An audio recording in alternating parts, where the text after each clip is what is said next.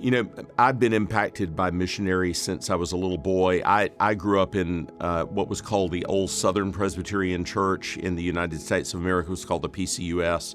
And the Southern Presbyterian Church had a long history of missions, especially in Brazil and in Korea.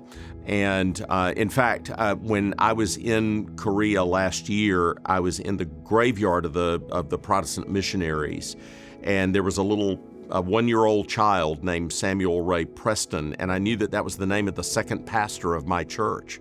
And so I called my brother on the phone and I said, did Samuel Ray Preston, the second pastor of our church 100 years ago, have a son that went into the ministry? And he said, yes, his son John went into the ministry, named his first child after his father, and the child died as a one-year-old and is buried in the missionary graveyard. And of course, the Korean Presbyterians venerate the Protestant missionaries that risked their lives to bring the gospel to them. So from the time I was a child, I grew up with a kind of a missionary Calvinism. And then when I was in seminary, David Calhoun was my professor and a real mentor to me. And David did his PhD at Princeton on the history of missions at Princeton from 1812 to 1860 something. And so he loved missionaries, and he was a missionary. David had been a missionary in Italy and in the Caribbean. And so as he taught church history, he took real care to emphasize missionary stories from the very beginnings of Christian history, not only from Paul and the missionary journeys all the way through the early church and the expansion of the gospel. So studying church history with David was to hear stories of faithful Christian mission. And I've got a million of them. One that I never can get out of my mind is the story of John Peyton walking with his father on the way to go to the South Pacific, and his father is walking with him as far as the train station, I think, to take him to Glasgow, and then he's going to get on a ship. And as far as John Peyton knows, he's never going to see his father again, because most missionaries took their coffins with them in the 19th century. And it's just a beautiful story of a father who loved his son and was praying for his son, and a son who loved his father. And Peyton in that story pauses after they part, and he said, oftentimes in temptations to sin, when I was on the mission field, I thought, how could I betray a father that loved me like that? And so that story is one of my favorite missionary stories.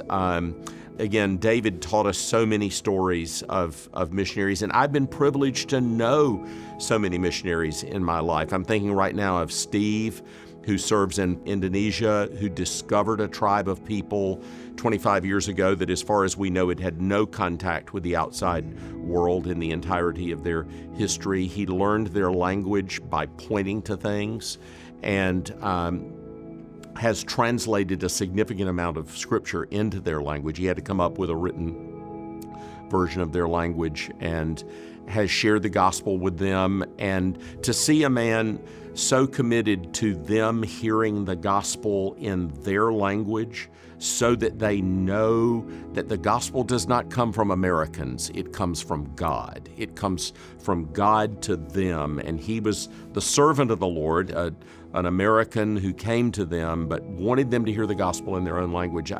I've just been privileged to know people like that, and to support them as a pastor of a local church, to try and support as many people in missionary work as I can. My church has had a long emphasis on missions. I pastored the First Presbyterian Church of Jackson, Mississippi for about 17 years, and Dr. Don Patterson, who had been the pastor of that church in the late 1960s through the early 1980s, loved missionaries, loved missionary work. When he retired, he went on to the mission field to do mission work, and especially support of missionaries. And we always, at missions conference time, had numerous missionaries come in and speak to the children in our day school. And I can remember my own children's excitement saying, the missionaries are coming, like it was of visitation of someone of the highest importance. And I loved that kind of emphasis on the importance of people